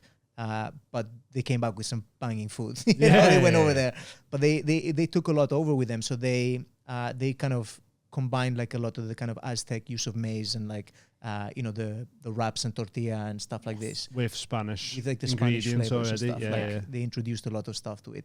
So you've kind of ended up with this really good amalgamation of Yeah. two huge cultures. Mm. But yeah, I love it. It can be quite similar flavor wise. I think they tend to be very much. They can be like very tomato based. You know, they'll use seasoning stuff like paprika and stuff a lot, like Yeah. chorizo and things like that will be used a lot over there as well. Have you been to Death by Tacos No. in Chester? It's the best tacos. Actually, I have. It's yeah. they're so So good. good. Like We went there for a drink. So I was waiting to play Alexander's in Chester Yeah. last year. And my mate was like, oh, we're having a drink in this bar. And we went over and they didn't have room for us. And Death by Tacos was very close. We went in and had tacos as well. Yeah. did you Fantastic. enjoy it? Yeah, really enjoyed it. So yeah. good. So good. There's one in, if anyone's going up to the Edinburgh Fringe as well. Have you ever been We're up? going. We've been up, we're going up for a few days this year. Yeah. There's a Mexican place on Grass Market. It's not much to like look at from the outside. It Yeah. doesn't look They're like the best ones though. it's so Yeah. tasty. And you What's it go in. called? It's I forgot it's a red painted building. It might even be called like Toro Loco or something like that. Crazy Bull. I think it's got Okay. Toro in the title. But You it's can't just be like, go to Edinburgh. It's the one with the no. red. It's on Grass Market. We'll find it. It's We'll the, find it's it. the only Mexican place on Okay. Grass Market. It's like Okay. one small like street there Grass between the Market. bars. Yeah. Okay. Just when you get there, ask me because I will. It's the first stop I'm gonna go to. When I Okay. get there. Okay. All right. And it's really cheap. They do nice margaritas as well. So it's Okay. yeah. No, I love. Lovely. Yeah. I love You a big tacos. drinker? Yes. What's your go-to? Uh, Like a wine?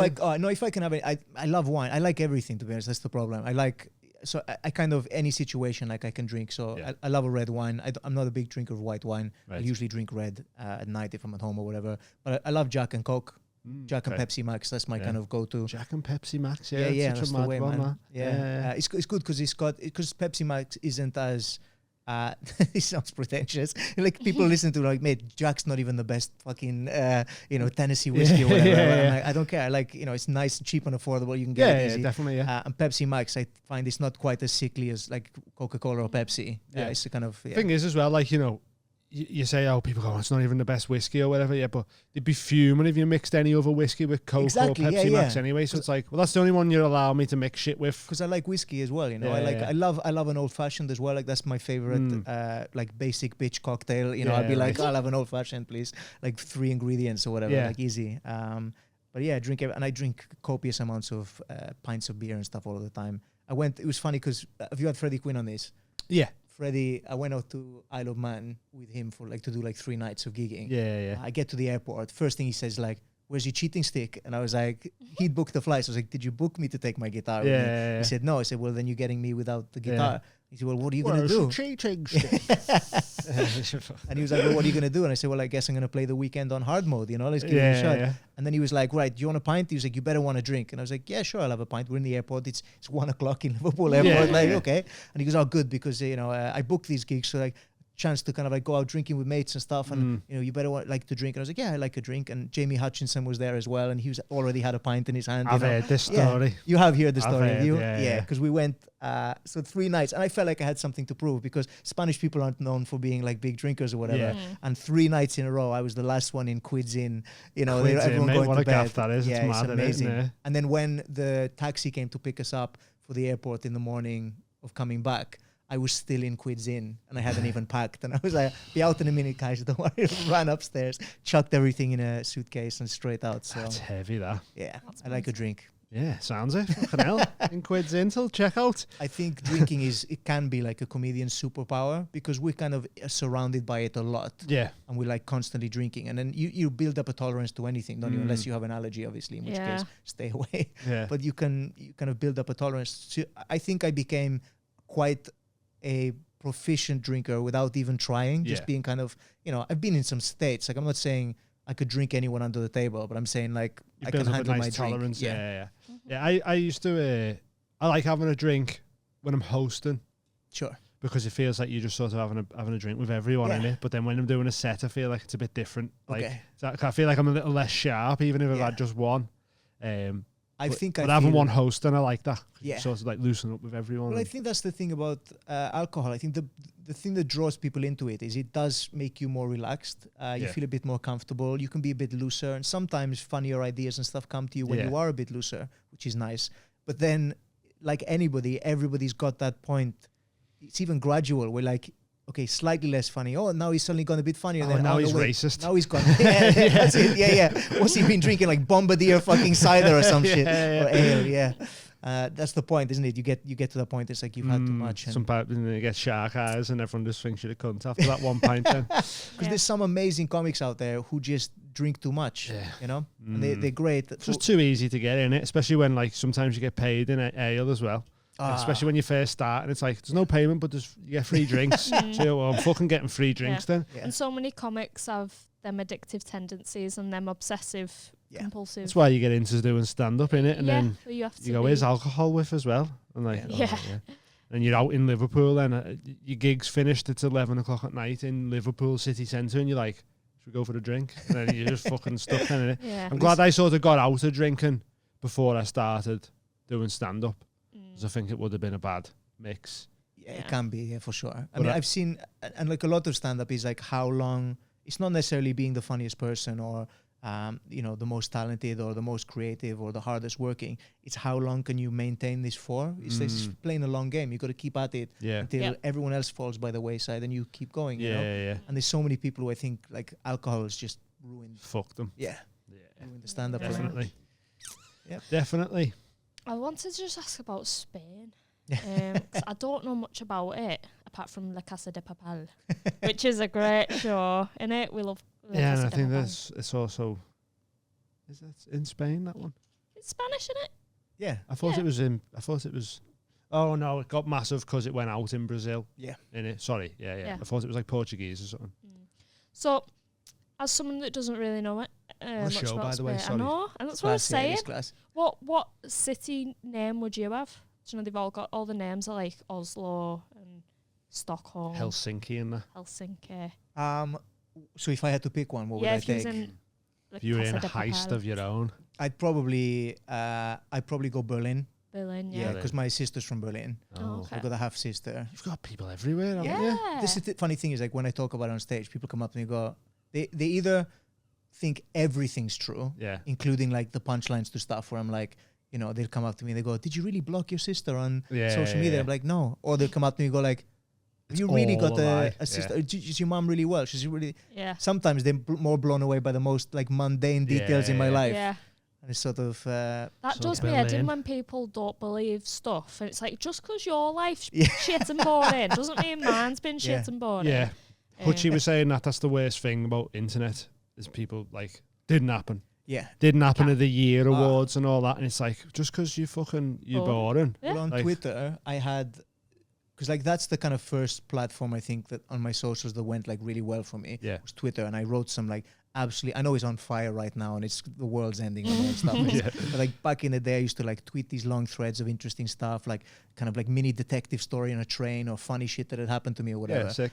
And you'd always get that people tagging in didn't happen at the year awards or whatever. And I was like, it used to piss me off so much because like, who gives a fuck? Even if Yeah. it's true or not, like who cares? What are you getting out of that situation by saying, oh, it didn't happen? So I found like a block list that you could like subscribe to, and it automatically blocks anyone on Twitter Who who tags has that? ever tweeted That's boss. didn't happen of the year. But what that also means is Wow. then some people go like, some people would tag like, oh mate, you got to see this guy. You think he's hilarious if I post a video or something. They go, he's blocked me. Like, what's he Yeah, blocked me yeah. for? And then they tag me like, why have you blocked my mate? And it's like, I've only blocked 5 like individuals On purpose. ever. Yeah. The rest is like, you must have tweeted somebody saying Yeah, yeah. didn't happen of the year. Or Yeah, what. it's annoying, man. The new thing that's doing my head on Twitter is an AI roast page. Okay. It's called like Roast Them Jim. Ah, there's It's a all little different ones. frog. I've seen the Yoda one or whatever, and I'm like, it'll be Yoda roasting. Maybe, yeah, but the Yeah. one I've seen is called Roast Them Jim,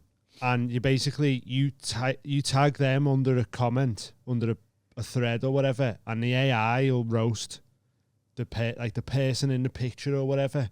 Right. Which just got rid of all, like every comment is Roast Them Jim, Roast Them Jim, Yeah. Roast Them, right? And it's like, you roast them yourself. Yeah. Like, have fun. Be Like, creative, fucking, yeah. you want to leave an audible comment, be creative with it. Now it's just all fucking AI roasting. Like, it's It's mad. like, get does him, me head Jim in. Bob. That's what Yeah, it kinda yeah, sounds that's like. exactly what it is. Yeah. It's mad. That's the thing that's doing my head in with Twitter at the minute. But it's gonna collapse soon anyway, you know? Oh, well, Wonder. it's gone. I think. I you reckon? think it's gone too far to salvage now. Not even in terms of like, far right being back on there and stuff. I think it's a case of, like, my engagements just disappeared. Yeah. And then when it was like you can only read 600 tweets I think a day or I think he whatever, might so have swerved that though. They I think have it was now. just like a thing that was happening while they were shifting dealing with servers some from data Google and shit stuff. and that yeah. one. But like, I like Twitter now because it's got the fact checking stuff. Yeah, that's great. Yeah. It's really good for that. The amount of times you see a thing and it goes, this happened today in America, and it's like, no, this was 6 years ago in Portugal somewhere. Stop it. Like, I love that. Even like the BBC posted something and it fact checked the BBC. It was like, nah, that's black. But what I worry is because that came in before Elon took it over, and he's getting rid of because he got rid of all like the moderators and stuff. Yeah, right. It seems very much to me like something he'd go like, we don't need that. Pull a plug on that because it's costing us money. You know? Well, maybe. I feel like he's all right with fact checkers though. Do you think? Yeah. I think he's all right, Elon. I know he's a bit up and down here and people don't like him for certain things, but I think him buying Twitter was a mad thing. I just don't So think. just like I wish- exciting to see, like, I wonder what happens now if we just sort of go back It's a got bit. all the and- hallmarks of an evil villain, though. Like, oh, yeah, definitely. I Yeah. just think what annoys me about him, I think he's built this aura of being some kind of tech genius, and he's basically just a rich kid. He's just a rich madman, isn't he? He's a what do they call it? An ideasman When with you money. when you invest in a company, because he'll just buy something. He's a venture capitalist. Yeah, He'll see yeah, something yeah. he likes, he'll buy it and run it, and we time will tell like how successful he is. Yeah. Like people did it. One of the funniest things is when they kind of like analyzed what Trump inherited from his dad, and then like all of the business he'd run and how much he would have ended up with if he'd just left it in the bank. Yeah. And they were like, he'd be much richer today than Yeah. running all of these different businesses if he just literally done nothing. Yeah, right. So I guess we'll get to see. Time Yeah, will tell with yeah. Elon. Elon's thing is just like, I want an electric car that does this. Here's money, make it happen. Yeah. And then Well, he no, goes, he bought "Look at Tesla. these." Yeah, It's yeah, already yeah. an existing company. Yeah, you know? right. Yeah. And he just So that's That's what it is with him, innit? He's just got loads of dough to throw at stuff and then go, I made that happen. I think It's it's like, well, you didn't, did you? But I think it's frustrating how he's done some truly remarkably great things. And I think because of his behavior in other fields, he's shat on them. Yeah, so he could have had a great legacy for some of the stuff he's done. Yeah. Like, you know, because he went from like super genius to like some mad incel fella. Like, and everyone's like, fuck that guy. Yeah, he is the most divorced man of all time. Like, you know, he's just got that energy about I want to him. know if this fight with him and Mark Zuckerberg's actually going to happen. But his mum. They're meant to be having like an MMA fight, aren't they? Yeah, but Elon Musk's mother said no. Oh, did she? Did you hear about that? Because that's what everyone was laughing about on Twitter. Right, And it was yeah. like, you know, Zuckerberg was like, yeah, let's do it. And Yeah. then Mark Zuckerberg's mother was like, no, it's not happening. Not Zuckerberg, Elon Musk's Elon's mother mom. said it's not happening. Yeah. Elon, you little pussy, get in there. People like octagon tweeting, there. like, your mother, you know, mother kind of like had to say, no, Yeah. stop it. Yeah, your man had to save your life there, Just yeah. make her a ring girl, you know? Make her, get the sign out. that'd be I would great. love to watch That them would be fight, great. though. It'd be hilarious. I'm not one for novelty fights and that, really, but I do think I think them they two... could probably pull it off, like deep fake it, and everyone would be like, "Wow, that really happened." Yeah, probably already If doing rich it. people want to beat the living shit out of each other instead of, you know, putting the purse together for two poor people to do it, I'm up for a it, yeah. change. How Yeah, about that? Yeah. I was going to ask you about Spain. What would your name? What city name would you pick for a heist? I'd be Shanghai. It's my granddad from Shanghai. Shanghai. That's a good one. Isn't it? Don't know. Dublin. Okay. Belfast. Belfast. I was going to ask about like in Spanish schools. Like, what is your history that you're taught? Because obviously it'd be about Spain. Oh yeah, you learn about Spanish history. Obviously, weirdly, nothing about the Second World War because we weren't involved. Yeah. We do learn about it a bit, but like Yeah. they're obsessed with it over here. Like I went to Oh, yeah. secondary school and it's kind of like another year about the Second World Yeah, War. Is yeah. like really Like the Tudors or the Tudors, Second World yeah. War. Yeah. So Spanish monarchy is one you learn about, like similar to the Tudors and things. You learn about like the Bourbon family came over from France and like they ended up in Spain and they were because there were 4 kingdoms in Spain and they were unified as one, Right. like different kings. And you get all of the Spanish Civil War is a huge part of the curriculum. Spain lost the war to America at the turn of the century, which is one of the reasons they then went fascist because they lost all of their colonies. Right. A lot of the wealth that was coming in, and they kind of like had a big. I think it helps. I think empires have to go through these moments in time where they're defeated and they lose everything Yeah. to kind of like regain some humanity. They It's snap resetting it, into just a right reset. wing, but then after, Yeah. I think Too Spain. young, and then they have to go yin. Yeah, exactly. And also like, you know, not many countries end up who've been taken over, occupied by another country. They don't get free without any bloodshed. So something has to Yeah. happen. Yeah, Unfortunately, some kind of catalyst to. So we learn about that stuff. It's a bit skirted over in certain places, and then you grow up Yeah. and you kind of look into it and you go, "Oh, Spain was actually much shittier than we heard in school." You know, Yeah, it's Especially when you hear we were about the them bad going guys. over to Yeah. fucking Yeah. like colonize it and shit Yeah. like that as well. Yeah. Yeah, you don't hear about any of that growing up, do you? No. Like, Well, obviously, 'cause I went to Britain school done a in lot of Ireland. shit like How that. did you? So And- for Yeah. you guys, And I 800 found years. out a lot about the English. Yeah. Well, I mean, like you should know, shouldn't you? Should teach it Yeah. like England went and fucking colonized most of the world and shit like that. Or like, well, not most of the world, but you know what I mean. But you never learn about any of that. So then you come out of school just thinking like use this boss little island and we smashed it and all that. Yeah. And you go, oh, everyone hates us because we've done Yeah. terrible things through our history that you just don't know about Yeah. ever. Like it was the whole like Christopher Columbus thing. Like they got rid of his day. Yeah. He was like, oh, Columbus Day, he founded this country and all that. And he went, he used to smash babies' heads off rocks, you know. And they go, maybe should we get rid of his day? Yeah, And you're like, that's happening yeah. Bad guy. Like it's Yeah. mad. That's good. That's things like coming. I think I hated history in school. I'm not saying like I was smart enough as a kid to like see through the bullshit because you just, you know, you see a textbook, you just read Yeah. whatever's into it. But like you kind of grow up and you start getting interested with stuff like, no, but what really happened?